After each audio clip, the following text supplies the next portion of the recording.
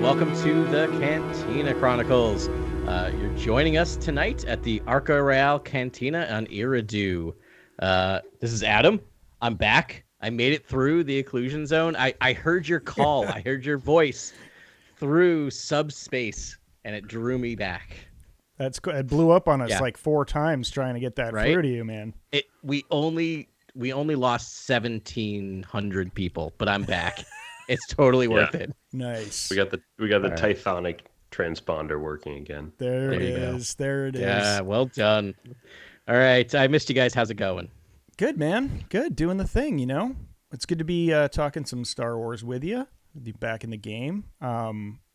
Just excited about High Republic. These comics were amazing. Yeah. I guess it's a pretty generic thing to say about them, but it just felt really good to get back in the High Republic. And they hit hard. These were hard-hitting comics. Yeah. It connects so well to the book, too, Eye of Darkness. That's what I really loved about reading these comics. I felt like each issue sort of explored or zoomed in on all the moments from that book. Yeah. What's going on in that specific area, or what's going on with Yoda or a specific Jedi, basically. It was so cool. Yeah, it's taking like scenes from the book and filling it in and giving backstory, and it's good because I wasn't here last week, so I didn't get a chance to talk about the book. But now I can organically through these comics without just interesting spending 15 minutes. But yeah, it's these comics. I mean, again, this month of the High Republic, I'm so happy to be doing this. Yeah, I don't know what you guys what order you guys read them in. I read them in High Republic Adventures by Daniel Jose Alder. And then I read because there was only one of those, and then there was only one of Kevin Scott's main run Marvel, The High Republic. And then I read the 3 in a row for Shadows of Starlight by Charles Soule. And so that's what we're going to cover today. Yeah. And I read it in release order, where I basically read Shadow of Starlight 1 first, or everything. Did it just bleed together for you too? The High Republic 1, and then I think I read Shadow of Starlight 2 and High Republic Adventures and things like that. Nice. Yeah, and I did it the exact opposite order of Ben. I read all of the Shadow of Starlight, then Kevin Scott's main run, and then Adventures.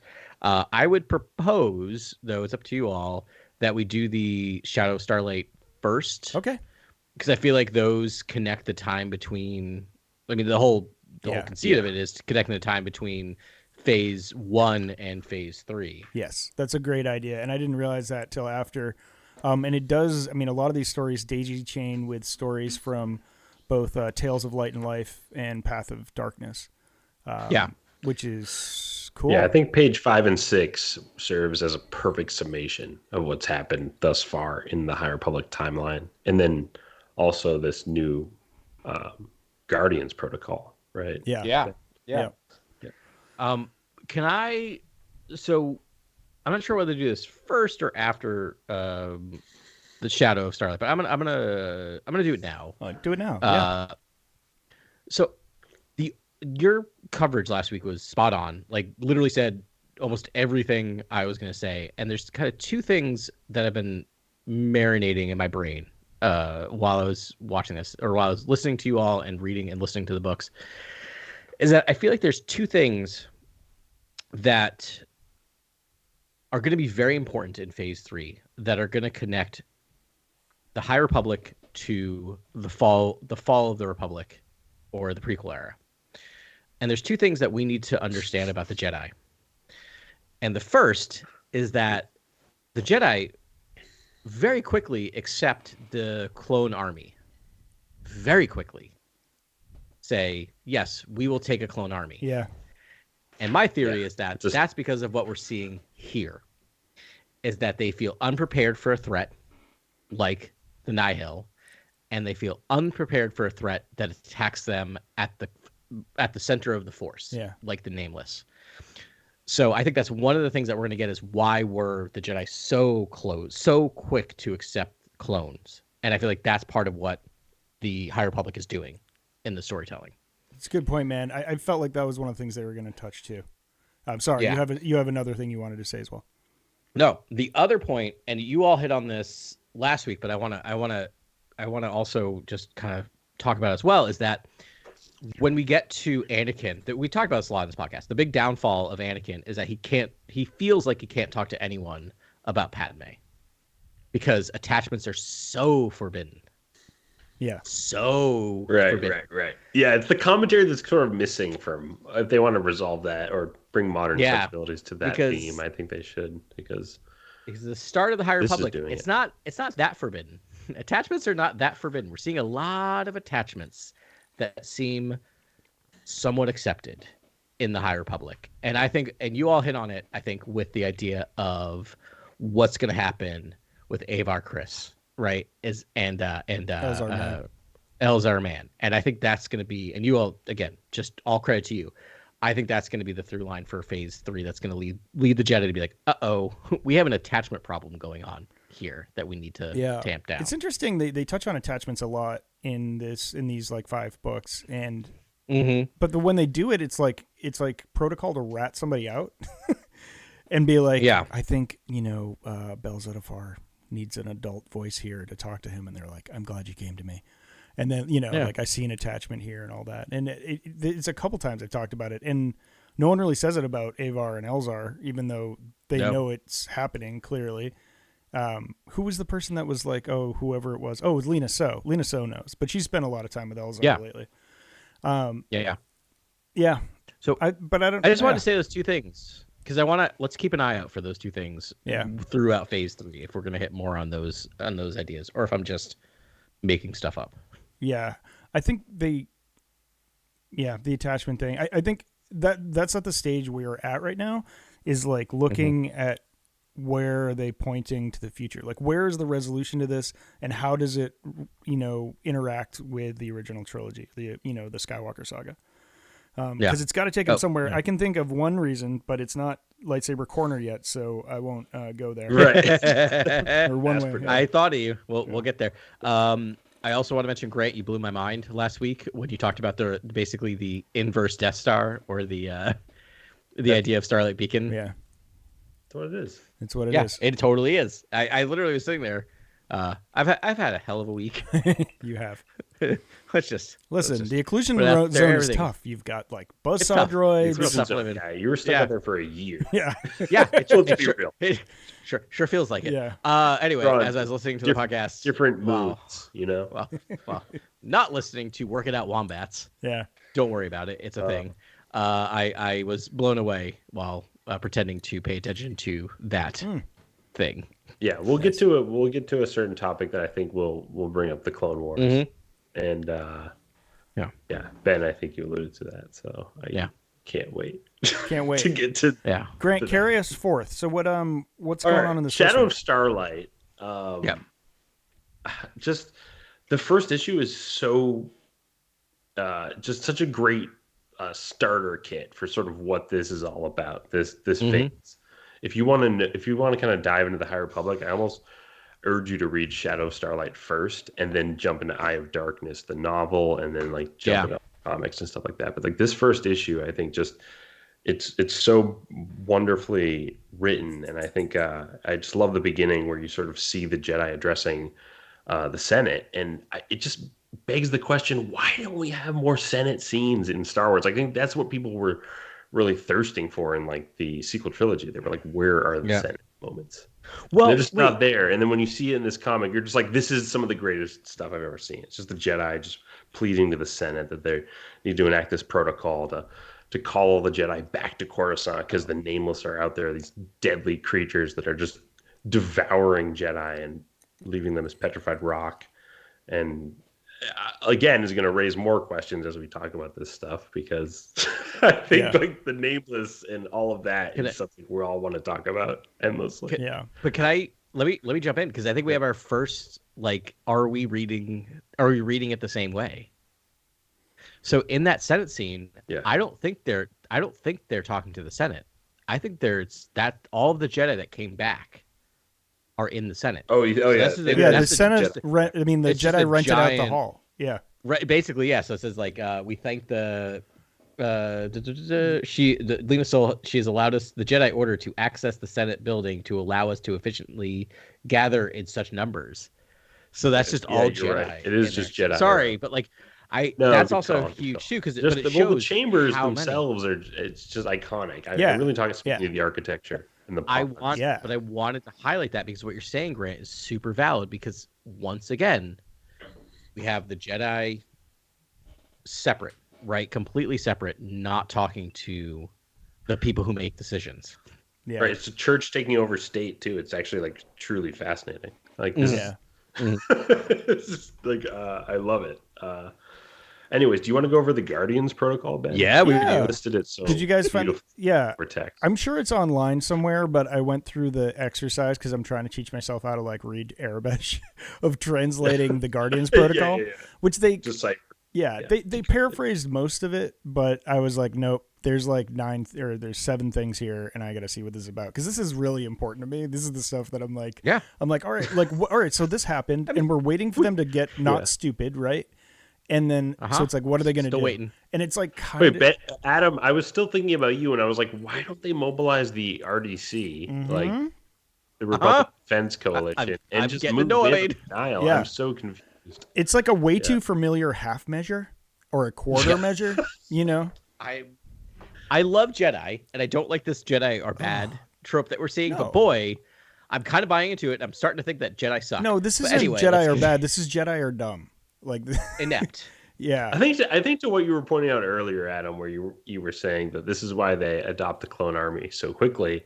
I think you're going to see that the Jedi basically suffer in wartime periods, and they're only good in times of peace, realizing to sort of like police very small matters or border disputes and things like that. Yeah. But they're not good in times of war. It clouds their minds. It brings fear. They're like, there's dread. Jedi fall to the dark side. Like, it's just not good.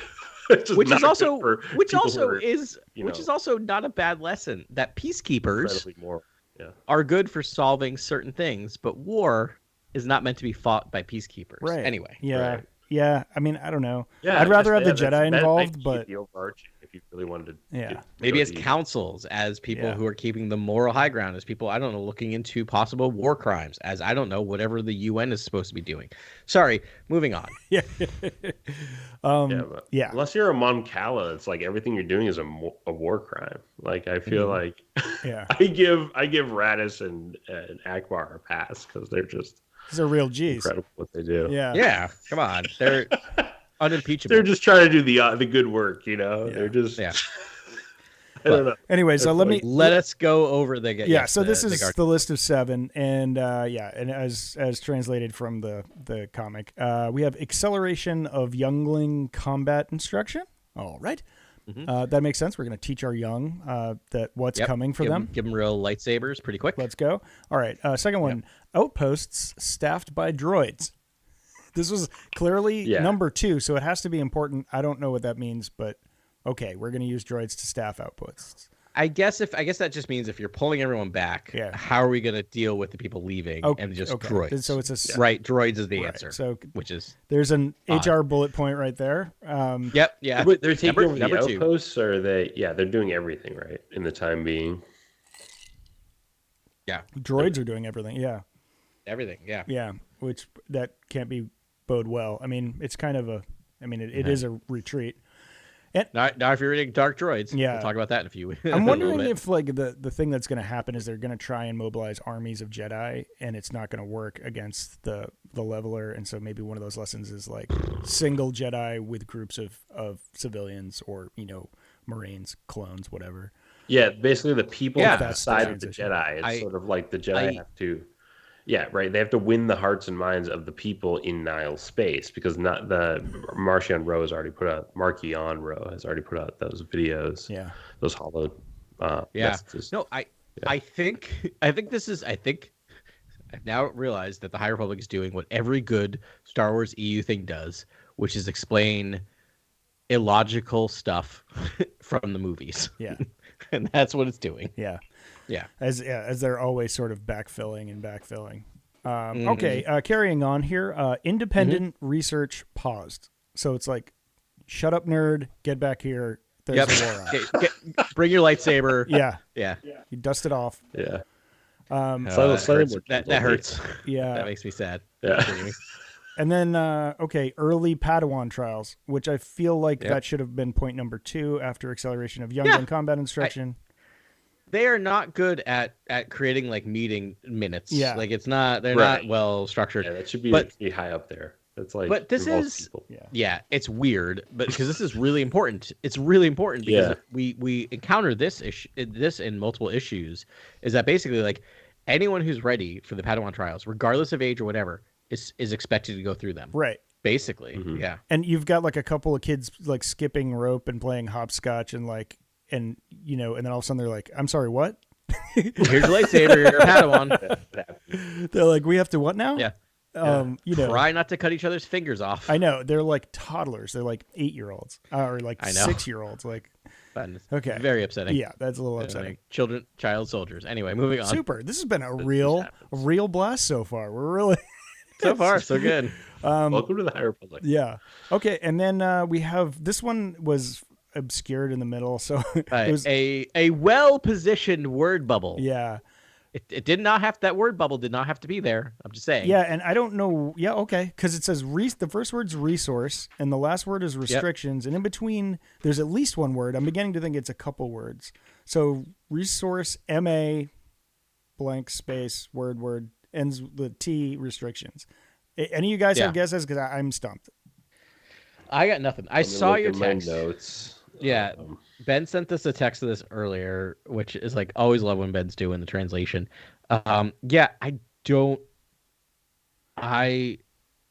Resource management restrictions. Yeah, resource management. Yes. Management. Mm-hmm. That's right. Okay. What does that mean? That means like as you management people, what does that mean? I think that means you're not going to have access to all the information.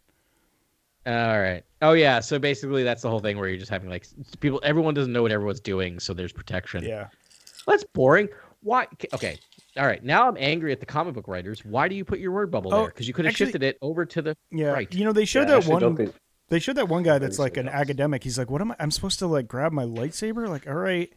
But I think it's just like, so if you're a resource manager and you're like a librarian, they're like, it's again, shut up, nerds. And get back in here and you got to fight. So it's like, research project. Like they're going to need research, but it'll probably only be military research or research involved with, with the war. Yeah. That's boring. All right, keep going. All right. Offensive combat as required. So yeah, we're going to get our feet, our hands. Which we get a little bit of that in these comics, right? We get a discussion of like during a council meeting about going on the offensive. Yep. Yeah. Don't love it.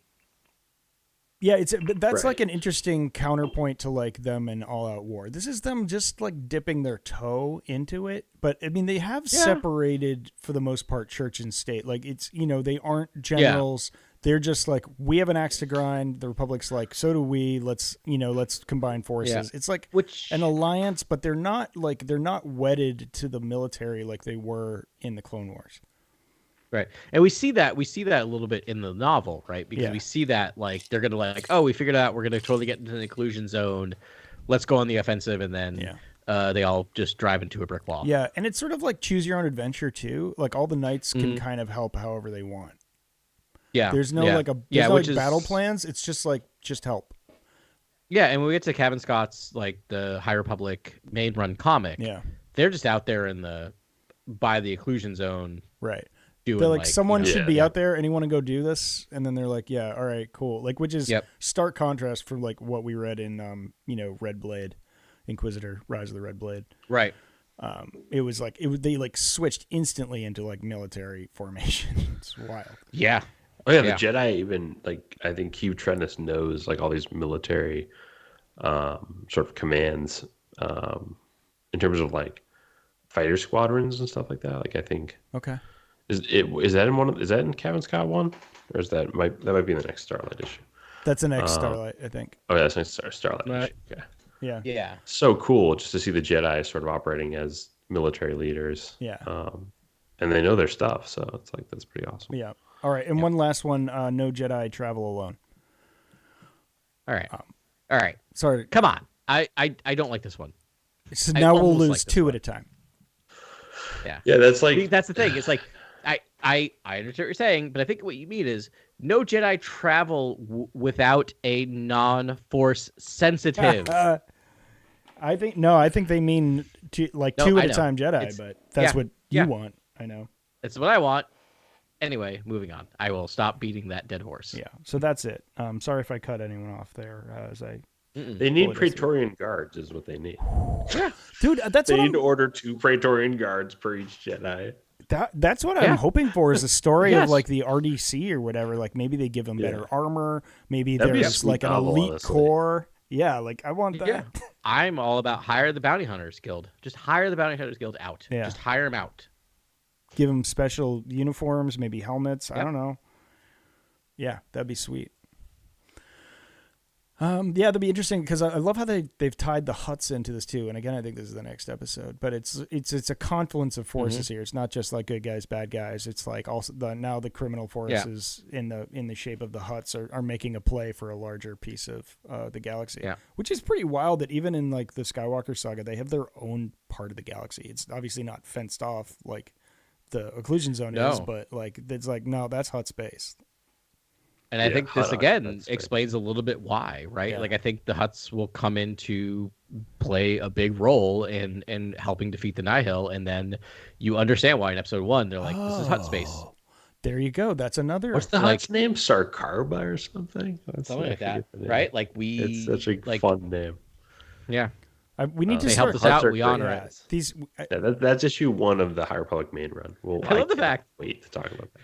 But we gotta get to Aslan. No, we'll get there in a second. I just want to state that I love the fact that we are now dealing with the fact that the original movies that we loved have a prequel trilogy that tries to explain everything that happened in the original trilogy, and now because of things that are unclear about the prequel trilogy, we now have another prequel series that's trying to explain the prequel trilogy that explains the original trilogy that explains the sequel trilogy. Anyway, just saying. Yeah, and so I love Star Wars. Yeah. There's definitely a support structure there, and I feel like there's definitely a will to explain some of the notions that we question as the audience, especially in the prequels. Like you're talking about the clone army and things like this. It's like or the Jedi adopting the clone army so quickly. It has yet to be seen, but I think the next scene in this comic sort of hints at where the Jedi might be going, which is I forget this Jedi's name, but she's basically a lightsaber smith. Are we entering lightsaber corner? Oh my! I think we might be entering lightsaber corner because I think that's the next scene here. Yeah, I think. Yeah. So are you talking about Master Govina's fine sabers? Yeah. Yes. Yes, we are. We're here. We've reached it, and I think this will be our good sort of parallel talking point here in terms of what connections do we see between the High Republic and the prequels? Because this scene where they basically talk about like mass producing lightsabers and the artistry of making ornate lightsabers is going to discontinue. Yeah. Now that there's an actual threat and Jedi have to go to war and Padawans need to just, become field Jedi and basically wield lightsabers. They're going to need to build a lot of lightsabers essentially. So I mean the scene is so great and it's the most plain. And first of all, I think we should call these connections something. Can we call them tethers or Skywalker Yeah, sure. sutures. I like tethers. Threads of fate. Threads. Threads are good. Threads. All right, so we'll just call them threads. The ones. Right. I mean, no, that's a Zuckerberg term. I don't know if I can use that. Sorry. Let's go with tethers, please. All right, because we'll it tethers the High man. Republic to the prequel trilogy, right? But this is the most obvious one. This is the most bold. That's how we got all the lightsaber designs in the prequels, because he's holding like a Stradivarius violin lightsaber in one hand that he just took a 100th of a gram off the hilt and was like, now it's done, now it's perfect. And then he's holding a lightsaber that looks like it fell out of the Clone Wars, and everyone's like, yeah. Like, it's so ugly. Yeah. They're like, why would we do that? The next one's like a Qui-Gon saber, and you're just like, okay, I see where. I love my Qui-Gon saber. It's great, but I love this because as someone, I mean, we talked about it way back on air, and I think we talked about it a lot off air. Like, we went through the lightsaber stuff at Galaxy's Edge, and I walked in there thinking, I'm going to get like a totally like whatever, and I just saw the Old Republic in front of me, and I'm like, yeah. You got a beautiful. That's it was a different time. Sexy, that's what I want, and I just got it, and I just love it. I just love that idea of just like, why don't we have those? Why don't we have those anymore? Because we needed to mass produce lightsabers. Yeah, it makes perfect sense. And so that's the connection I see with the prequels. Like that was same. Okay, bang! Like this is a great commentary on like basically where early Obi-Wan and Qui-Gon's lightsabers, sort of that design is from. Which we even see a bit of it in Ahsoka. The robes, the tan robes versus like the gold. Yeah. Like the Jedi are just more like I feel like there's more Jedi at the time of the fall, right? I imagine. There's more Jedi now than there were even before the fall, I think. That's a sense I got, but maybe not. No, there's probably more at the fall than there were. At the fall, right? Yes, at the fall. I think there's more at the fall than But so I mass love producing these lightsabers probably. I thought it's a very personal thing, though. Everyone makes their own. I guess they have to make backup sabers for like whatever, and like I think for just like quickly arm them. But in terms of like making your own, but we see a bit of that in Ahsoka, right? Which like again, I know it's not all planned, but can we just get Charles Soule and Dave Filoni just doing all this, because it just leads to this beautiful interconnectality doesn't feel forced, but like we see it in Ahsoka. Like they mention it in here, they mention Huyang in this. Huyang name drop, and then Huyang, and then viable in our draft, by the way. Oh really? All right. Even though that's gonna change stuff heavily in the comics, alive during the era, alive during and the then when Ezra is making his lightsaber, in Ahsoka, I love that scene because it is still personalized, but it is slapdash at the same time, which reminded me of similar to what we went through at Galaxy's Edge, right? Like it's just like that lightsaber is personalized. Like it is personalized. Like I made decisions, but it's you based have on about what's 30 available. seconds. Yeah, which I kind of like that, right? Yeah. And it's still mine, but it is like Weird War. It's yours, but make your choices fast, right? I wanted to be surprised when I got there, but in hindsight, I don't know. I probably still would have built the same saber. But because I'm sure there's something online that's like, you can do the thing. But I just need all the different designs. I love them. So I love that they name drop Huyang, and I don't know. You're so right. That it's like a need based thing, and some people spend more time. But also Huyang, when he saw Baylan Skoll and Hati's, I forgot her first name now. Shin Hati's, lightsabers. He's like, these are classic. This is a nice design. I guess it was maybe for their era, but he was like impressed, and I felt like their lightsaber designs harken back a little bit. I don't know. They're just great designs. I just love them. They are. I think he wields a great saber. It's like a claymore. Yeah, close. Lightsaber. It's not quite like Burryaga's, but it's definitely a two-handed saber. Yeah, his is great, and I love Hati's like more of like a Shinto style. I actually think her saber design is the coolest. Like Sabine's is pretty awesome too. Yeah. Like I really like the lightsabers. Wasn't Ahsoka great, guys? Yeah, yeah, it was really good. It was really good. It was very Star Wars. I'm looking forward to running that. It's rewatchable. It's like you can actually go back and rewatch those. That's what I was just thinking. That's why I was just like, I just kind of want to go back. It's the first series where I almost instantaneously wanted to rewatch. Anyway, let's not. Yeah, I mean, I kind of did the full thing for the finale, but I think that's a good holiday watch right there. A cozy watch. Get the fire going, snow outside, very cozy. Get some snacks and just hang out. Yeah. Anyways, High Republic. Yeah. I love when they go up to like the missing holograms of all the people who are missing, basically. Oh yeah. That's was that Bel Zettifar? That was Reith Silas. Reith Silas. That was Reith, and We talked about Comac, I think. Yep. Yeah, he did, and we see Buryaga there, no longer missing. Yep. We know back in that. braids.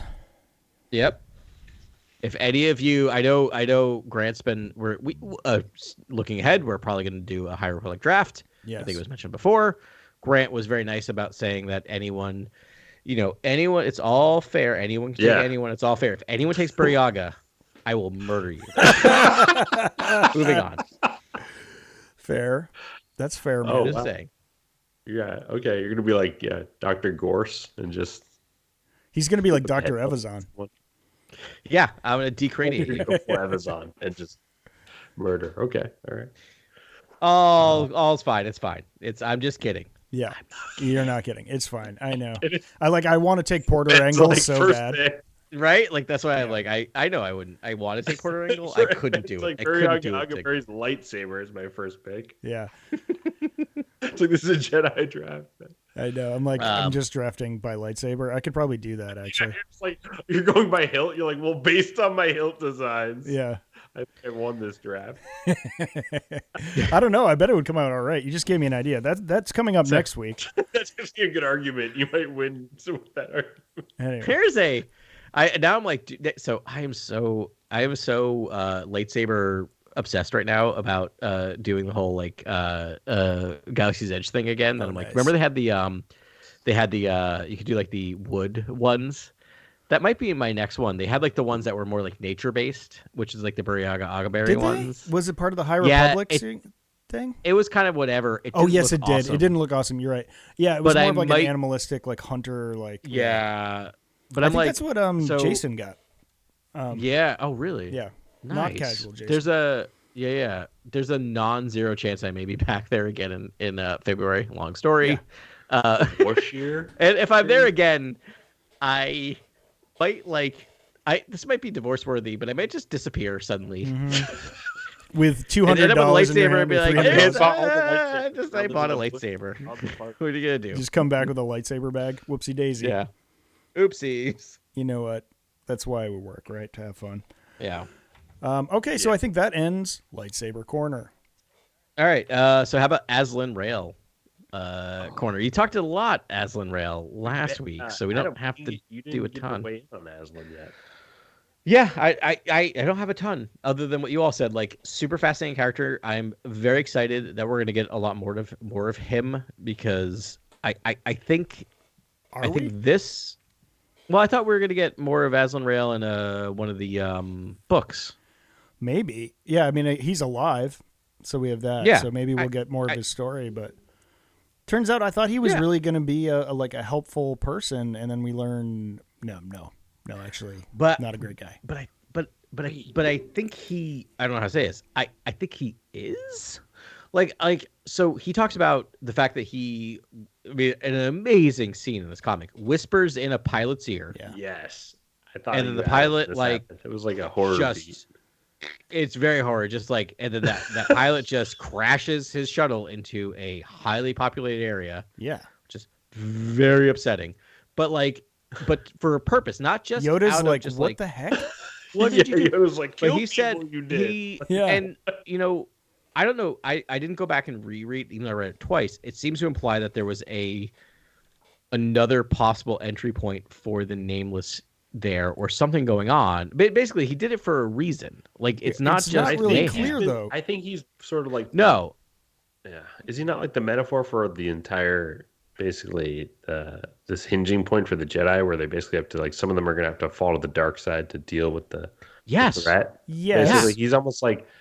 He almost represents that. He's almost symbolic of being. He's sort of the Jedi who has already fallen to the dark side, but in the purpose of fighting the Nameless, basically understanding the Nameless. And we talked about this. This is the grand theory that I think we've all been, that's been swirling on the pod for the last few episodes, where it's like, are the Jedi gonna fall fighting like the Nameless at the very end here, and maybe realize that the dark side is the only way like these things aren't attracted to you and trying to eat you? You know, I don't know. Well, so I have a theory, and actually I've talked about the theory before, and I'm quickly flipping through my High Republic character encyclopedia.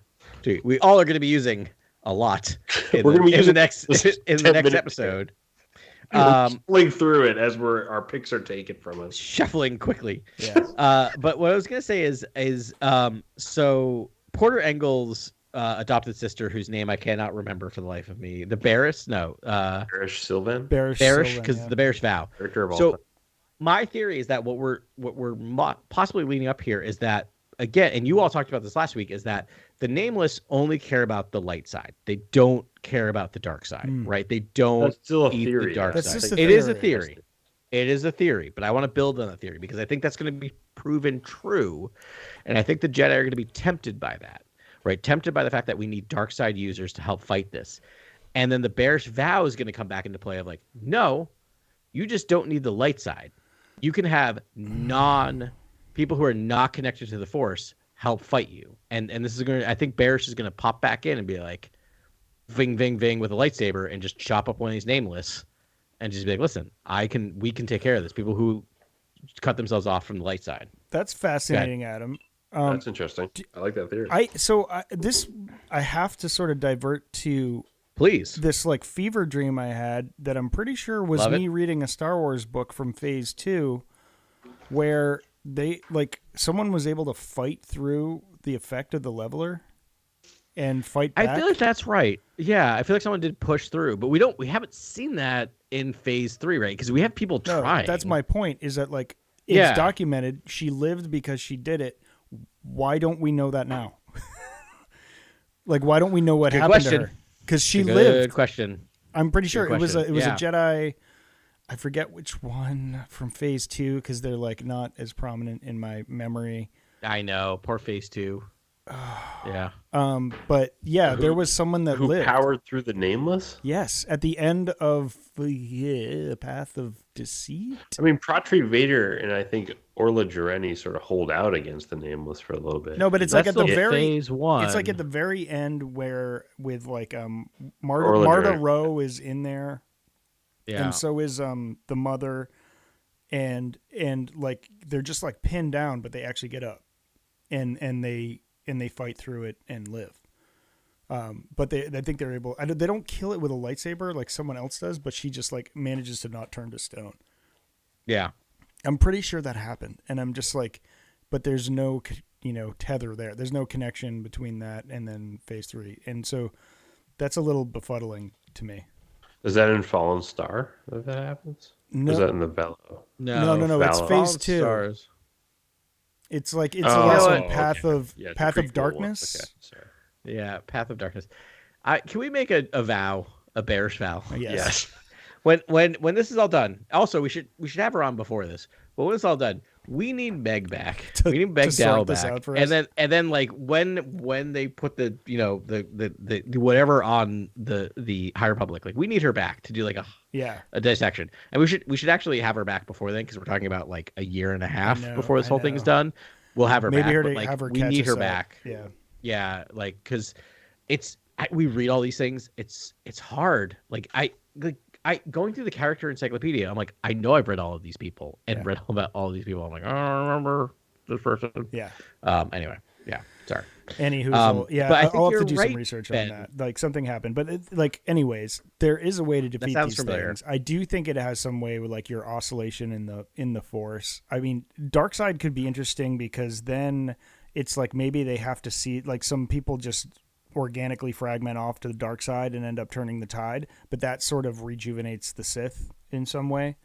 Because a couple can't come back from it, and if that's a way into like the acolyte. Yeah. It sort of gives birth to these dark Jedi. But I mean, I think that. Yeah. Sorry. No. There is a through line through all of this stuff, and it's just, they explain that Azon Rel turned to the dark side because like out of fear. He was like, it was the leveler made him so afraid that he ended up leaning into it and just embracing the fear and then going straight to the dark side. hate the whole nine. But he makes it very clear, not a Sith. Right. But that fear is gripping all of the Jedi right now. And they're all responding to it in different ways. And I think that's really fun to see how they go. Like Porter Engel is like so zen. And then, Avar Kriss has to deal with her own demons. And Elzar Mann is just like, I'm, drawing a line in the sand and using like, Stellan Gios as his pole star, sort of like be a better Jedi. And, they're all sort of going through it and, they're getting pulled back from the dark side by their friends, but they're all feeling fear. And so these are just the ones we know. So Ben, what are we calling this? We're not calling them threads. We're calling them tethers. Sorry. So no, it's fine. Word. I like it. Yeah. No. I prefer that to threads because of, evil timeline humans. tethers. They're timeline tethers. There you go. Timeline tethers. There you go. That helps. It's so we know that Yoda's famous quote from one of his many famous quotes from the prequel trilogy is, fear leads to hate leads to suffering leads to the dark side, right? Yeah. Am I missing one? Yeah. That's hate leads to anger leads to hate leads to anger leads to hate. Yeah. Anyways, that anger leads to hate. But my point is that like, are we going to see that specific through line for one of our characters, right? That gives Yoda that like, right. Like, so because my point is, we love it, right? When we're going to hear that phrase from him next time we watch the prequel trilogies, and we're like, oh, that's the story of blank. Yeah, I wonder if we'll hear it in the High Republic though. It would be fun. Yeah, it'd be a fun timeline tether. Yeah, that's my thought. Yeah. Anyway, so we got two more of the Shadows of Starlight. Are we done? I think that kind of caps one, right? Yeah, we're done. We're done. Aslan Rail basically whispers in some pilot's ear. He kills a bunch of people. Yoda's like, the dark does side. it for reasons that don't kill seem... people you have. Yeah, and I don't think we'll spend as much time on every issue, but I do want to go back for a second because I want to answer how this conversation started, what literally happened on the pages. Oh, right. On what? On the pages, like in the comic. Why did he crash that ship into that town? His memory? Yeah, but like, why did he crash it into the town? I think he thought he was like killing levelers, but really, I think that was the place where he's covering his tracks. He says it. He pretty explicitly says that like he's been killing people to hide the trail to the levelers or to them. So he doesn't want people to find. Let me read Great. That makes sense. Let me read no, I'm willing to. All right, read it and then we'll move on. All right. So he does it and says, "I am grateful to you, Yoda. Without your patience and kindness, your willingness to mind the darkness clouding my memories, I would never have remembered this place. A potential path to the nameless would have remained available. Eventually, it would have been found and used. I don't know what that path is." Okay, so this is kind of what I like. One of the possible outcomes I was considering. I'm like, but the thing is, in like the next page, he's like, the nameless have to be destroyed. And so I guess maybe he thinks if they cut off the path to the nameless, that's less people that know about them. So that's less people who can actually like obtain. But it's also poetry. It's also showing Yoda's blindness to this dark threat, which is what rhymes with the prequels essentially, which is that he doesn't. Yeah, no, he defends him in front of the council, but as they go on this mission, this guy is actually he does have some demons, and he is hiding something, and he is pulling strings, but I don't know if there's an argument that like he has to do this to fight the nameless. I just don't know if that works though, because after killing people, that's a no-go, and Yoda's like, whatever we had going on, like that has to. Oh yeah, no, I don't think they work with him after this. I think the point is like he did what he thought was right, and Yoda was a little bit bilked because he didn't feel ill intentions, because there were no ill intentions. Weirdly. No, there were, but good intentions actually. No, good intentions. Yeah, it's the needs of the many outweigh the needs of the few argument. We're only in issue 1 of 5 that we're going to talk about tonight, but I kind of want to bring this back around to Ben's question at the end of last episode about, can the will of the Force ever mean the will of the dark side of the Force? And like, is that part of this working out, right? The will of the Force is like working through Aslan. Yeah, it's light and to be dark. like, this is right. I don't know. Yeah, if that's what they're writing, do not need to. That is like some seriously tough writing they're doing. If that's how they're going to try and thread it, that would be so cool. Because I've always wanted to say, like, you guys talk about balance all the time, and the dark side is just as natural as the light side. Like, all right, prove it. Like, why is it always the light side having to like win out on these things? Like, what if it's, I don't know. What if there needs to be some balance there? Especially if all we're talking about is there are things outside of the Force that are evil, like the Nameless. Yeah. How does that mess with the balance? But or if the Nihil are already creating so much hate and injustice in the galaxy, wouldn't there be Jedi who are like incarnations of that hate in some way, or channeling it in some way, or feeling it and sort of affected by it? And Aslan Rel just seems like someone who's just boiling over with dark side energy, and he's thriving right now because it's a time of war and strife with the Nihil. So this is a great time for a dark sider, because I think he's basically living his best life and just like whispering dark things, doing dark Jedi mind tricks and stuff. It's actually super cool, because it's almost something you wish you saw Palpatine do, where you're like, oh, I wish Palpatine could do a couple mind control moves with people. But instead, I mean, like, elegantly, sort of like evil mind tricks. But it's like, have you noticed you haven't seen a single Jedi mind trick in High Republic yet?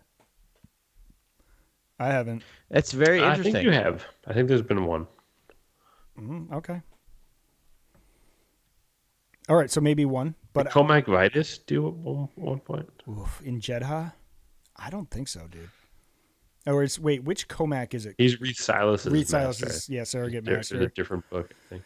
I don't think so, maybe man. I don't know. I mean, so maybe, but I'm just saying they're noticeably absent next to what we had seen. So maybe that's a dark side little trickeroony. I don't know.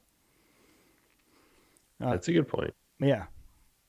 Any hoozle. So let us sally forth into the other episodes. We covered a lot of ground in that one episode, but those were all fascinating things that I wanted to talk about.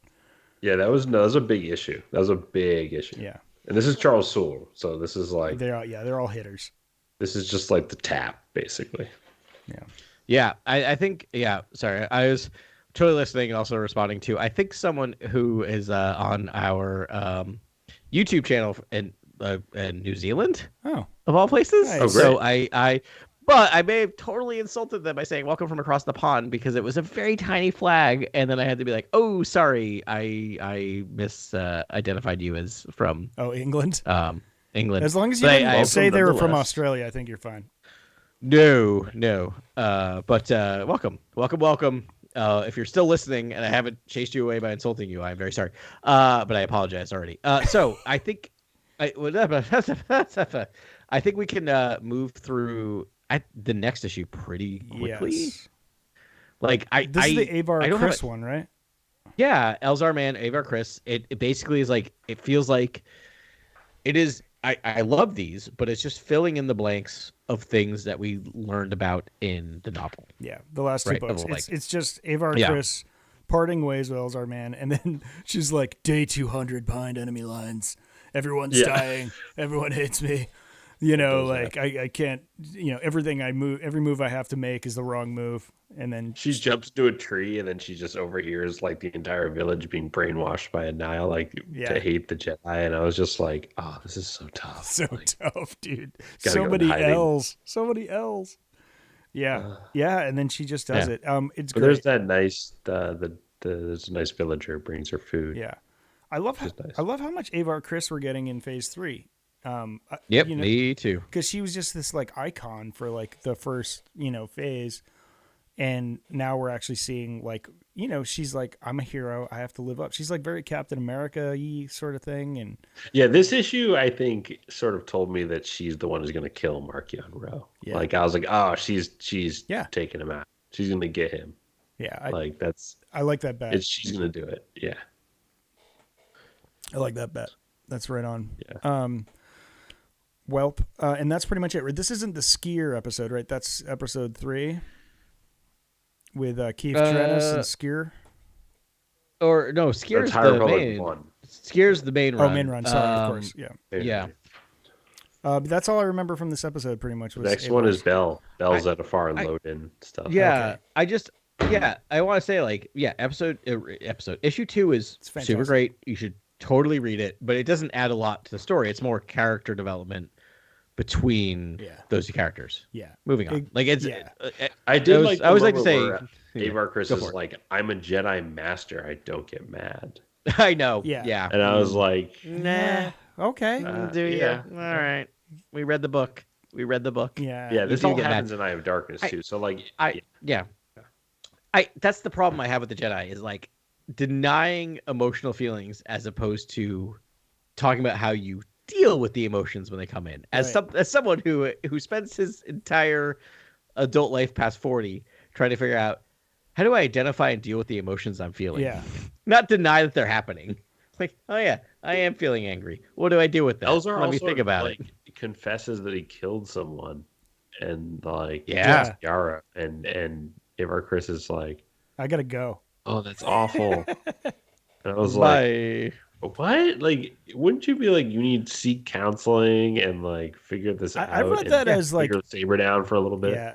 I read that as Avar was too busy blaming herself to know that Elzar was blaming himself. That's true. That's how I read it too. I mean, but I just, her reaction I thought would be a little stronger to that. These are two sad sacking. Yeah. But it's, I just love her perspective. As a sad sack I identify with. She's just like, I'm a failure in every way. How am I going to get through this? And like, but she has the heart of a champion, and and she's like pure of heart, and like she's one of the ones that I don't think is going to fall to the dark side because she's just like she's closer to Porter Engle than I think anybody. Like she's quite kind of an inverse Vader in a lot of ways too, which is another. If you want to talk about another inverse, she's the Marshal of Starlight. She is like this guardian figure, an enforcer type who's just hero of Hetzel, fight and protect, and hero of Hetzel, and solve injustice wherever it is. But she's light side. She's pure light side. Sewell, so it's like, Sewell, if you're listening, you don't have the guts to give her a grievous wound and make her have to wear a respirator at the end of the series. Never. You don't have the guts to do that. You're not tough enough to make a white Vader suit. We dare you. We double dare you. Won't fall either. I think last podcast we talked about maybe there being a subversion, and she's the one who falls. Especially saying that she doesn't get mad and all that sort of stuff. I actually now think that I think she is the light. No, don't back off. Don't back off. The light of You're the so Jedi. right. The don't first do it. No. Light of the Jedi. It features. You're killing me. You're killing me, Smalls. So I was when I heard that last episode, I'm like, I'm so angry. I'm not on the podcast right now because I'm like, yes, this is all I want to talk about is the fact that you're like, feel your hate. Feel it. She is so gonna fall. She's so gonna be the one that falls. She's it. She's toast. She's done. Oh man. Right. Yeah. Okay. All right. That's I don't think so. I think she falls. I think she'll probably die in combat because I think Markion Rose is an absolute like freak who's just going to like.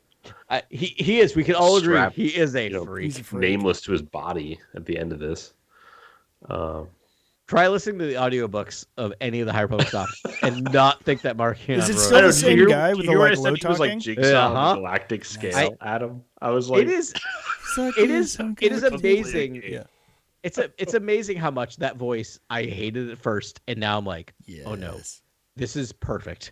This is exactly who this person is. Yeah, super creep voice. I still don't get like Thea Farr and Gira Staros like falling romantically for him after you hear the voice in the audiobook because you're just like, right?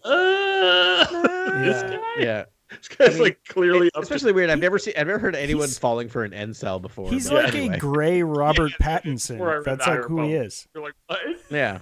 He's just like a gray Robert Pattinson. It's just like, Twilight, like that's who he is. He's a vampire. I don't know. It's not that though. It's no. I think Gira's is super power hungry. And so she's Batman, but we'll move on.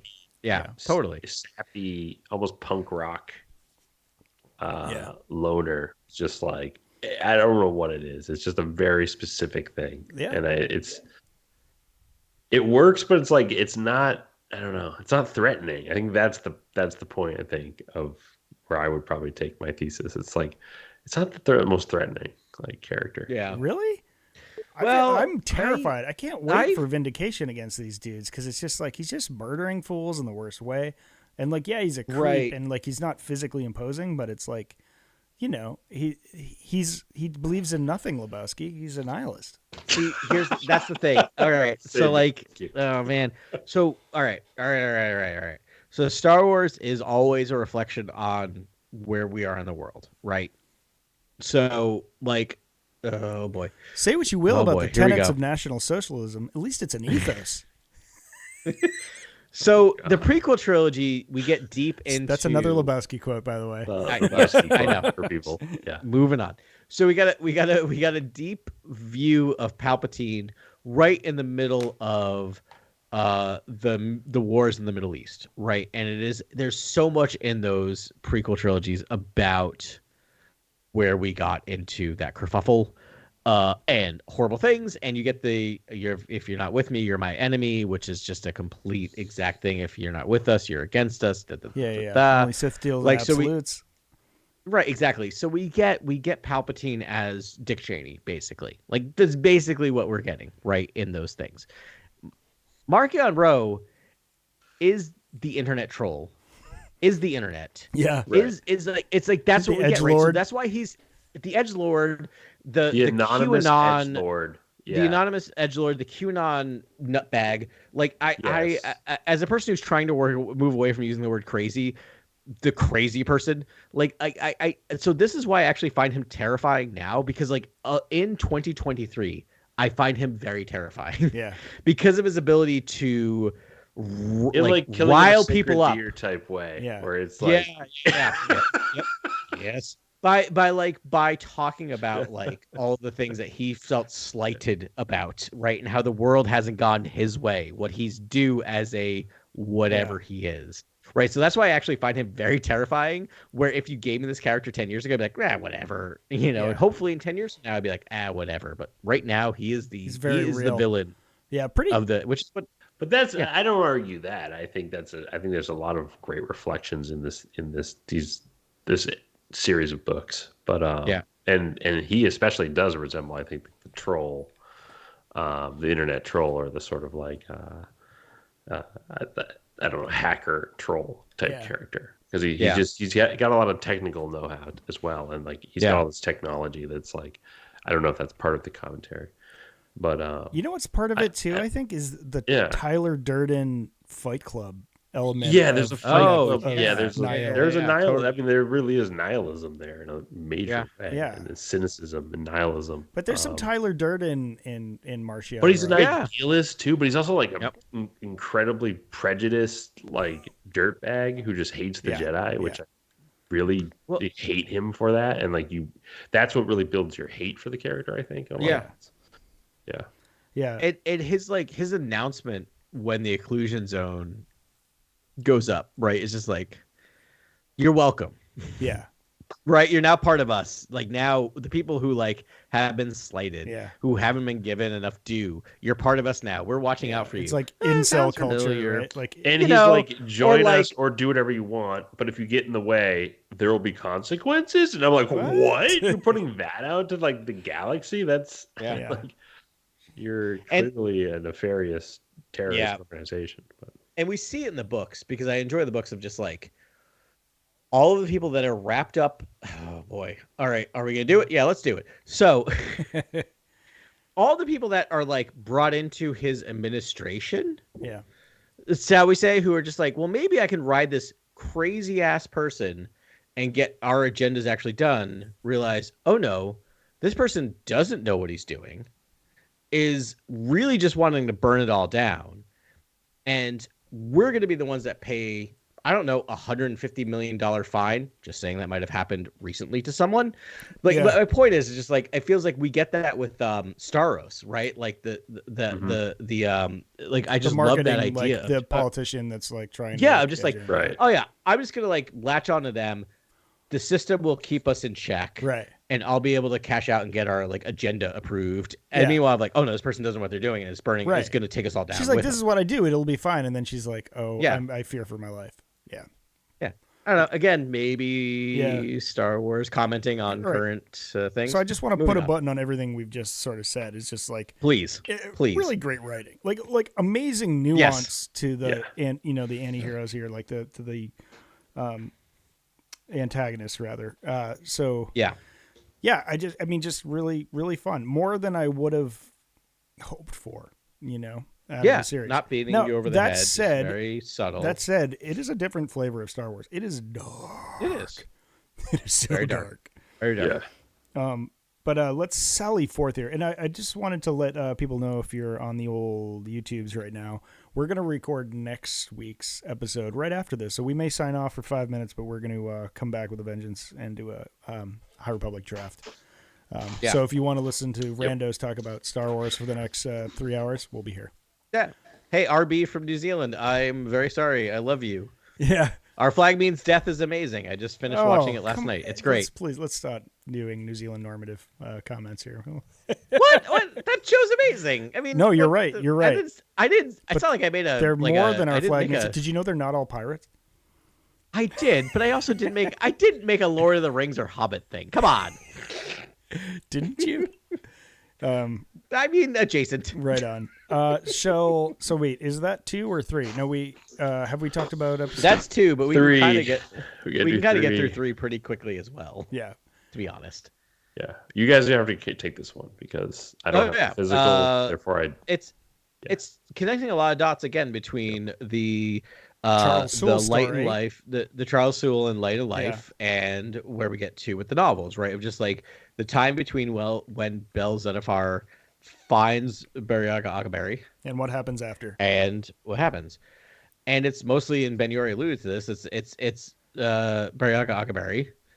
I say this a million times. I feel like in the next episode, dealing with like reading his friends' emotions, feeling what's going on, and trying to guide Bel Zettifar's like immense trauma. This poor kid, right, who's just lost so many people surrounding him. And then I love that he spent some time with with the younglings, just like making him feel better about stuff. Like Buriaga's a real G. I love that guy. Yep. The best. Yeah, he was like, I just want to do this, but my buddy needs help, so I'm gonna go out there and help him out. Whenever he gets drafted, by whomever he gets drafted by. When he gets drafted, let me rephrase. Yeah, that's a great point. Drafted. That's a great way. When he gets drafted, because he will get drafted. I have multiple reasons. I have I have inside information that he will be drafted tonight. He will be drafted. And I have reasons why, and I will state it then. Why I think he's an important part of the team. Good sell, good front sell. It's not just because he's a Wookiee Jedi. Anyways, I may have been a Wookiee Jedi. Go ahead. So moving on. Bel Zettifar, we see him like obsessing, going crazy, pretty much on Coruscant, and they're just like, he needs a job. And Pratre goes out, and he's like, all right, I'm gonna take him with him, just give him something to do. So it looks like that's what he needs. They go out. We get to see how Pratre Veter got captured, which is my number one question, I think, from the podcast last week. I was like, wait, what? Yep. What did I miss here? And so it was good to see that I didn't miss anything. It was this. Actually, I liked the redemption of Pratre. Actually, I think he had a very noble end. Even though it was not great. Like, he's like the fact that a Grand Master, and like he was the leader of the council, I think. At least he was in phase 1. Yeah. I mean, they had to take him out by a blaster cannon from a starship. Right. And he never, well, I mean, I have notes. He shouldn't have chased them back into the ship. I think he should have I think he should have just like, once they were routed, he should have like retreated. But okay, those are my notes. Fair. But he was a real hero, man. He's like, this is what Jedi do. And like, didn't hesitate, didn't even have to think about it. Instantly sacrificed myself. He's like, no, I'm not running back because I'm the head of the council. I am a Jedi first, and this is what I do. And I loved that. And oh wait, we also got Pratre with the power of Shon-Ju. Right? Yes. Like combat without a lightsaber. Grant. So Grant, come on. I know I know you're backed up on this, but when you get Is to this this issue episode, 3? Yes. Uh-huh. Oh gosh, that's right. how Grant, you dare haven't seen you it. guys. So How Yes, dare you? we yeah, get reveal martial this. arts. Oh we my, get spoilers. Sorry, Oh my Grant. yeah. Spoilers, buddy. I'm sorry. No, it's all right. But we get force martial arts. So not right, exactly what you think of. Not only is it, Yeah. it's like a lightsaber form without a lightsaber. Yeah, It's what Vader does in Obi-Wan, basically. it is, but more fluid. Yeah. Right, like more Better, like obviously. actual. This is a like, Grand like Master. martial arts. Honestly, rewatch that stuff because It's good. It's good. It is a lot. Boy. It is actually kind of similar, but it's like movements where he just smashes heads from a distance, and like it's like Tai Chi, but you're a Jedi and you just like totally wreck everybody. I never thought like I like when people use the Force without it, but I'm like, this is something I need to see now live action or animated or something, right? Like I need. What about like item? I mean, like, wouldn't the best fighting style be like an item fighter who just like constantly throwing like items at people, like rocks? But like, but that's the thing about this is like he doesn't need items. It's all just Force it's blasts. combat. Like it's just like that's cool. It's like whipping wind around. Like it's amazing. He's like the that's last probably better. Airbender. That's probably better for yeah, totally. combat than a lightsaber anyways, just for dealing with like the area of effect stuff. He makes an argument for groups. I mean, if it takes like force power to like use a lightsaber, might as well just like swing your arms around. Like what let's cut out the middleman here. Anyways, legendary. We could almost put it in lightsaber corner. But yeah, that my big takeaway from this was the power of Shon-Ju. Shon-Ju. You think Luke would have learned that at some point? Anyways, yeah. I mean, well, I wouldn't be surprised if this is 10 years later after the Rise of Skywalker. I wouldn't be surprised if we don't see some Shon-Ju with Rey. That's your red hot take. Yeah. For tonight. I would love that. Chronicles. Yeah. That's a great evolution of what to do in Star Wars. Yeah. Right? Like just yeah. Not everyone should do Ray it, but actually like the uses a lightsaber ones. in like smart ways, like disabling the tie silencer, cutting up the wing and stuff. Yeah. She does cool stuff. Yeah. I don't know. I would like to see it in that series. You know, maybe it's not her, but like it should be a super master. Someone. Yeah. I need to see it live. Or at action. least like That's all I'm you saying. know, Ray can discover it and teach it to someone or something. I don't know. Yeah. Or totally. Or Finn can teach it to someone. All right. All right. Are we going to High Republic 1, guys? Sure. Yeah, let's do that. Yeah. I feel like these could also be kind of quick, right? Because they're these first issues of a multi-part series. Yeah. Yeah, this is just the Kevin Scott main run, #1. We're just checking in for the first time. We'll definitely do these as more issues come out. But I love this. Like the characters, Keith Trennis, obviously, but Keith Trennis, and then Tarek and Sarat. Yeah, it's a good cadre. And then we've got a couple others in there too, right? We've got I actually wrote Nihil, these all Brother down. Lycos, that guy with the plant, like he has, I don't know, plant powers. Plant powers. Yeah, he was just like their enforcer. But yeah, so that we have you got the other team Jedis on a long beam named the Geos. Did anyone else puke in their mouth? And I start did. crying? Cool. Yeah, the Geos. And then when Elzar was sending in a message to the Geos, I was just like, this must be tough for him. Yeah. Right? Yeah, like every time he has to say that. So the team we have there is Keith Trennis, Tarek and Sarat, Santar, who's a new character, Idon, who's another Jedi character. Santar, I think, was feeling the dark side a little bit. You know what I mean? Clean entrance, clean exit. A little bit. Yeah, and then the ship commander was Velko. Idon was a new character as well. I mean, Santar, I'm pretty sure he was wearing his red robes at the beginning of the episode, but he just, I don't know, he was feisty. He was like, you know, eager to fight, and he got turned into chalk dust. That's the thing. Does everyone die in this episode? This is you. Oh, right. And then also the Tarek dies. Right. So that was my question. I kept probably bringing it over. Right. It is. Maybe dies. We don't see the body. It's super unclear. He replies, Sarat, right? No, wait. I don't know. All I know is the surviving twin was just was catatonic after it happened, and I mean it was because he heard the transmission over the radio. But we know their connection has been severed, which is good times. I don't think he's dead. I think he's gonna find. I agree. It seems like It seems like a main character, especially because like he almost died at the very end of the last arc in Phase 1. Right. And then they brought him back. And so it seems weird to kill him off this quickly. Like, again, this is my I already weird thought he was dead, just, and then to do this again, I'm like, I'm gonna think he's dead. Yeah. This is a pretty cool issue though, because it basically shows you the Nihil are sort of tapped in on the happenings of the criminal underworld, and also like that the Jedi and the Republic are actually coming in there to fight back against the Hutts and Hutt occupied space and bring order. This is what we were talking about like an hour ago with the Hutts sort of trying to take over. Work with a Nihil to increase their influence. And then you find out that the henchman of the Hutts is none other than Lorna D.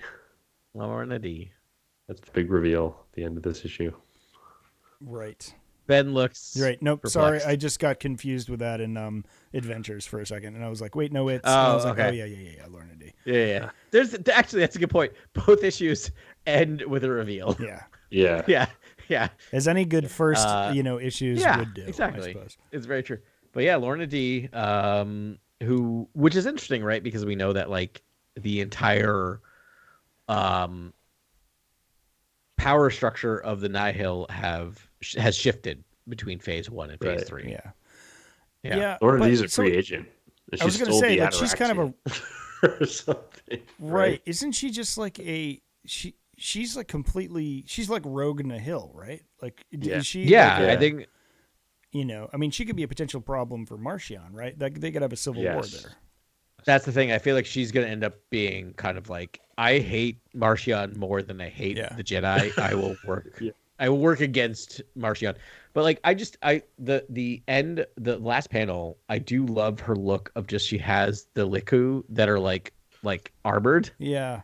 Because I think they got kind of cut up or something. That's what I was trying to figure out. Because like there are Leku there, but they're all like, I don't know if they're scarred or what's going on. No, I thought they were even cut off, but I think they just got Zorched because she kind of still has them, but they're like mechanical Leku, which is obviously her character design keeps getting more awesome with every iteration. It's pretty sweet. Yeah. It's just sweet armor. Yeah, it's sweet. She's always had sweet armor. She had like that sweet Cloud Rider's helmet thing for a while, right? And then, and now this. Big fan of the Lycos guy in this issue, and he's on the cover of issue 2 that's coming out. Yeah. He's like a leveler handler, which I didn't think anyone did that, and you'd need to have that one like Sith artifact baton with you to control a leveler. So it's like, people don't know they have that limiting factor there, but if like that guy got killed and like that baton fell in the wrong hands, the Nihil are in a tough way. And then you don't see it in this episode, but like it's got to be there, right? Unless this weird character. I think he's just got the plant powers to wrangle the levelers up. Yeah, he's almost like half Drengier. That's what I thought. Yeah, he's like a Drengier. He's like a Drengier. He's like puppeting a human or something. Oh, maybe that's what it is. I don't know, man. It's I like that. Yeah, it's wild. Yeah, because he has like a thing over his mouth. He has like a metallic, like a prosthetic. He has like no mouth, so it's like he's still a mystery character, right? He almost looks Evereni, like he's that dark. And whenever there's a mask in comics, it's usually there's usually a big reveal at some point. Yeah. Yep. If you're hiding something visually, there's a reason. Yeah. So it's an interesting twist in the whole thing. Ask the Avengers about Ronin. Yeah. All right, we can do High Republic Adventures now if you guys are ready. Yeah. Sure. We can do this with the High Adventures Republic. I am proposing on air live. All right. So we should cover these. We obviously shouldn't do the Disney or the Marvel Plus, Marvel Unlimited. There's so many things. Yes. Unlimited plus Max. Yes. The Marvel Unlimited release schedule for these, because we want to stay up to date. I think we hold off on these until I think there's 10 issues of the High Republic main run, and my guess is they're going to split them into 2 5-issue runs. So do you want to revisit this when we get to issue, like all first 5 issues are out? Yeah, I think and that's we have a good plan. Full storyline. Yeah, is that good? And I think we should check back in because on Shadow of Starlight after the next issue comes out next month, because I think we can do those month that's by month, the end of they're it. standalone. Yeah, I think that's supposed to be the last 5 issues, or is it 4? I think it's just 4. Maybe. Okay. Yeah. So I yeah. love it. Yeah, we'll do that when it comes out. Okay. Yeah, but it'll be more regular lineup. because I feel like we need to keep I need to keep High Republic in my own zeitgeist, like Me too. in front of mine, because it felt like it was like 6 months without it, and I missed it. Yeah. Me too. So yeah, so let's do High Republic Adventures, brought to you by Dark Horse, Dark Horse, Dark Horse, Dark Horse, Dark Horse. But it is brought to you by Daniel Jose Alder, who's a superstar in the High Republic and is currently going off, as they would say, on social media. But feel free to follow that. Cool. I will. He's the best on social media. He is awesome on social media. Yeah, he's one of the original guys. All these were original ones on the social medias, right? Yeah, we had Kevin Scott, we had Charles Soule, Daniel Jose Alder, and that's it. Right? So those are all original bros. I love Adventures more and more and more. I mean, when it started, it was like kind of a kid's story, and like now it's like serious. I mean, it's a little like teenage romantic comedy. Characters literally aging. It's like it's like Harry Potter. You mentioned this last week, and this is my new biggest argument, is that young adult Star Wars is true Star Wars. We're gonna say that every episode, I think, because it's so true. And this is young adult Star Wars in comic form, right? And I feel like this is why it feels the most Star Wars. And again, I talk about this with why I think Ahsoka is the most Star Wars series we've had.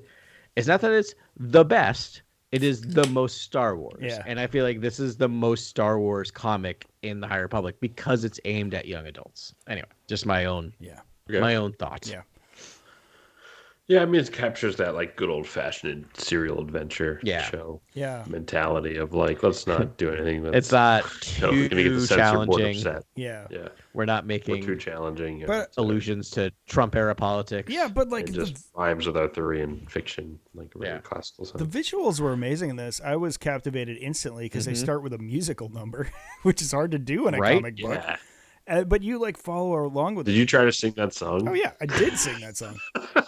Yeah, I did. Oh, that's the difference between you and I. Yeah, I mean, because at least I heard a bad melody in there, and it was like an eerie, like weird melody for me, like because it's a somber, like it's like an Irish drinking song. Dude, I'm just a huge Court fan, and I'm me too. Basically just out here. What's up for Court?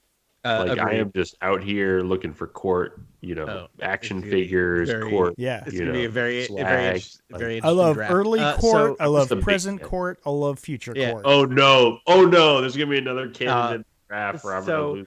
I want to step back for a second, even though this episode's going long and we have another episode going. So as a person who has read Fellowship of the Rings and Two Towers. Oh wow! Have I checked a bow, since guy that won't read the Return of the King? Now you got to read all. Okay, you gave me such a hard time after it. And by the way, I just had my brother-in-law just bought me this for Christmas. Oh, the Silmarillion! Wait, look at that. Literally the best. I'm gonna do my homework at some point. My point is, through a game of chance. I really feel like there are two people, and I know where I fall. And I know where you fall, but I want to know what the difference is when I encounter a 3-page song in anything. Those are rough. I skip them. I got to be honest, I skip them. Ben, I assume you don't skip them. I completely skip them when I reread. But the people who don't skip them, Ben, you don't skip them, right? No, I'm like... Do you try to figure out how they're actually sung? If you have like a pipe and like a fire, like maybe do them to yourself. Yeah, but that's my question: is do you read them as poem or do you try to read them as song? My brain instantly converts them to song. Like a melody gets applied, and that's amazing. So that is like totally makes sense because my brain does not do that, right? And I'm like, I've learned to not read poem. Yeah, because they look like poem to me, and I'm like, well, they don't really. It doesn't really rhyme, and sometimes it's just incredibly rough. Sometimes you're reading it, and it's all it's old. There's a lot of old English there, and so it's it's so lyrical. You know what I mean? Like that's what's fun. It's the difference. But like you see it as lyrical, and I don't, right? Like which is. I love this stuff. I love it. It's fascinating. It's stuff. Ben, you and I talked about this because you're musical and I'm not, and just how like music is the biggest. Well, no, I love music, but I don't I don't understand it. So music is the biggest magic trick ever to me, which is why I find it so amazing and why I'm a ska fan, because I'm like, I don't understand it. And like, you're like, it's really simple. It's really simple. Right. That's why I love like architecture Ska and is visual really art, because basic. I have no idea how it's done and I don't want to know. Like, I'm just like, no, pretty. And I'm more of a visual person, right? So I can see like, oh, this, you add this to this. And anyway, so to bring it back to this, I was just fascinated because like I totally read the lyrics. I'm like, I know these are important, but my brain couldn't at all try to figure out how this is sung. And I'm sure you saw this and were just like trying to actually sing it to yourself. Anyway. Yeah, I heard like, you ever seen like Twin Peaks? You know, they have like in that bar, they always have some somber like super band playing, but like playing some somber weird song. That's kind of what I heard. Fair enough. Yeah, it seemed very somber. Like for sure. Eddie Vedder. Anyways. Yep. Yeah. She Zine? Zine. Yeah. Zine. So Zine is looking for her friend Lula Talisara from the first High Republic Adventures volume. Yeah. So many missing. They had I mean, she's looking for Lula, but she's looking. Buckets of Blood is missing, and so is Farzala. That's right. Is missing as well. Yeah, Farzala's missing as well. Do we? Yeah. That's the thing that surprised me most about this was Buckets of Blood, right? Because he was in the Buckets of Blood Tales is dead. of. I'm pretty. Oh, he's like straight up dead. I think he's dead. I buy it, but I forgot what happened. Remember, he ripped his shirt off and ran towards a leveler. Oh, now I do. That's such a metal moment. Like metal. He may have just gotten up. He may have just gotten up in my draft just from that one sentence. Disaster and everything. That wasn't on Valo, was it? No, that was on Starlight. Well, no, because he was part of the Tales of Light and Life, but that's when they were on Starlight. That was before Starlight fell. He was on Starlight. Yeah, I think they even docked. They weren't even there, but they went to help. And then he was like, all right, y'all get out of here. Like literally ripped his shirt off and then just went for it. Is he dead? Right. Do you ever kill off a character named Buckets of Blood? I mean, he might not be dead. Right? Because I feel like there was like, I think he survived the first onslaught and someone tried to save him, but I don't think he made it out. Wait, so he's my new Barry Agaberry. I'm gonna say Buckets of Blood is alive because you do not kill off a character named Buckets. I just want a scene where Buckets of Blood and like Porter Engle are like eating soup across from each other, and they're both just sipping it, and then they just comment on the soup and the broth. Let's give me a 30-page comic of just that. Just that. That's all I want. That's all I want. Porter Engle, oh man, we're so old. Like, welcome to Old White Guy Star Wars podcast. We just want to see a comic of two old guys drinking soup. Yeah. It's hot, but not too hot. Oh, it's a good temperature now. Yeah, it's great. It's like, this broth is salty. It's it's not too thick. It's great. It's got a nice viscousness. You've really captured the essence of the era where this design was, this recipe was formatted. Yeah, it'll be great. So hopefully we get that. I hope you're right, but I think he dead. Because I mean, like it would have been the most metal ending ever to anybody. Yeah, I do love that ending. Yeah, to save all the children, like that's a very in Buckets of Blood way. But yeah, he might be dead. Farzal, I feel like we saw him die too. I think he was mixed up in that. But Lula Talisova, no idea, honestly. I think she was in there trying to save Buckets of Blood, if memory serves. But apparently she lived. Apparently. Yeah. And she got out on a Nihil ship, I guess, I'm assuming, and then became like a Nihil lieutenant, like any, good Jedi would do. Yeah. I mean, or is, doing what you need to do to survive. Right, we'll see. We'll see what this character is, where they're going. Well, it's like she surrounded herself with Utapau guards that have had like a 3-generation vow of pacificity. And they, and so that sort of checks out. And he's like, but like, if any of you cross this line, I'll kill everyone here and then myself. Like, is the way the kind of people they are. That sort of checks out. But I don't know. They're not exploiting anyone. They're just calling Mickeyans to them, and all the Mickeyans are like, "Stop! Like, what do you want from us? Just like tell us what you want." And she was just waiting for the right Mickeyan to show up, and that was Zine. Right. Yep. Also, how do we not have Utapauians in everything all the time ever? Wait, the art. Yeah. Can we talk about the art? Yeah, let's please. go. And just the Utapauan, the art of those. I guess the Nihil sympathizer Utapauans who are fighting the Mikians. And by the way, that's like not the correct term. They're either Utu or they're Powans, but I can never I remember which is right. which. Yeah, I was doing the same thing, but I couldn't Utapauans, remember. They're just they're the Utu, I thought, right? Because the Powans are the little ones or whatever. Right? I think the Powans are the the like oppressed class. Yeah. Maybe I got all right, that. here we go. I have Powans showed up, StarWars.com, blah blah blah blah blah. All right. And the Powans, all right, they're Powans. They're Powans, and the Utus are the like oppressed class. The little one. Yeah. Okay. All right. Yeah, they're Powans. Glad we got that figured out. All right. I mean, but regardless, we should have Powans all the time. Yeah, they look amazing. Yeah. It looks so good. The art. Oh my goodness. Yeah, it's a fun style. It's like a little cartoony, but like, it's great and it's awesome. Yeah. And then the big reveal say, that the major Nihil sort of warlord is actually Lula. Yep. Talasora. Looking like a Russian very dancer. Magneto-like in her helmet. Yeah. So like as a refresher, she got lost after Starlight. If only there was like an infinite vat of knowledge somewhere at our fingertips. Right? Like a encyclopedia, but like named after something from a Star Wars universe, like a I don't know, like an Ewokpedia. Yeah, vamp. I need you guys to vamp right now. Maybe it should be called. Well, anyways, it's clear that Lula was lost and listed as one of the last Jedi. Yeah. And I think she just joins you know what she does is she leaves the order because she's not ready to become a master or a knight. Oh, that sounds familiar. Because she wants to investigate her feelings, her attachment to Zine, basically. Right. That's the thing is like I love this comic series, and for some reason it's just so out of my brain other than Z. Like but then Z is the thing that she gets sticks involved to me. with Nihil, and then this happens. Maybe I don't know. It's okay. I've got it. Okay, so good. Did we vamp enough? Okay. Yeah, thank you. That was good vamping, guys.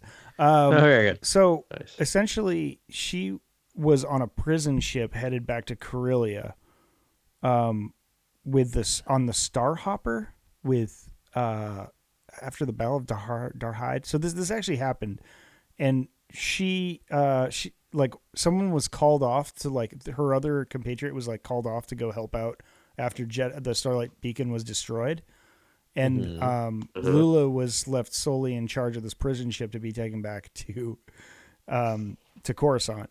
And it seems like rather than go back to that, she just made them her army and then took them to this other planet. So there's enough in between to be like, we don't know exactly where she lies, right? Like in terms of there's enough, intrigue in this. Yeah. Okay. She's on the moon Brakrant is where it is. And her new name is Tartakville, which Cat Rat. Yeah. Okay. Yeah, I'm trying to figure out if that's an anagram or not, but Tartakville. Tartakville. With Tartakville. Okay. Sure. I mean, I will take any issue of a comic that ends in a giant kiss. Yeah. So she hijacked a prison ship and then was like, "No, I'm taking all these guys and going undercover," which is like a crazy thing to do off scene, but like, okay, or off the page, or yeah. I mean, it gives you runway to work with for the next few issues for sure. Yeah. Awesome. All right. Guys, I think we did it for this one. We ran a little. Well, actually, we're spot on for where we usually are. It's just how we go. And I'm sure the next one will be an hour and a half too. It'll be fine. Yeah, it'll be fine. Next week on the podcast, we will be doing a High Republic draft and just sort of bathing in our favorite characters, I guess, and ranking them and just having fun talking about them. Should be fun for the holiday. We're obviously going to pre-record it, so if anyone wants to hear that podcast early, just stick around. We're not into billing people for anything. Just like hang out and talk Star Wars. That's like our vibe. Yeah.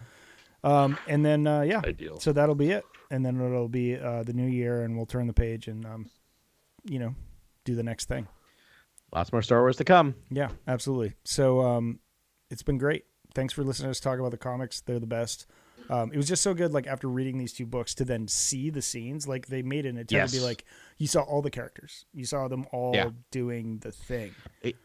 it was very funny because I've been reading the comics as they come out, and then so I read High Republic's Shadow of Starlight first, and then listened to the book. Yeah. And I'm like, this sounds, oh, that's right. This is the exact same scene from the comic. Yeah. And just hearing it from the other perspective. It's great. I mean, there was like a double panel of the long beam Geos. And like, I think I just looked at it for 10 minutes. I was just like, I'm trying, because I'm like new to comics, to really, sometimes I just read the text and go, but it's like, I want to take time to really appreciate the art because it's fantastic.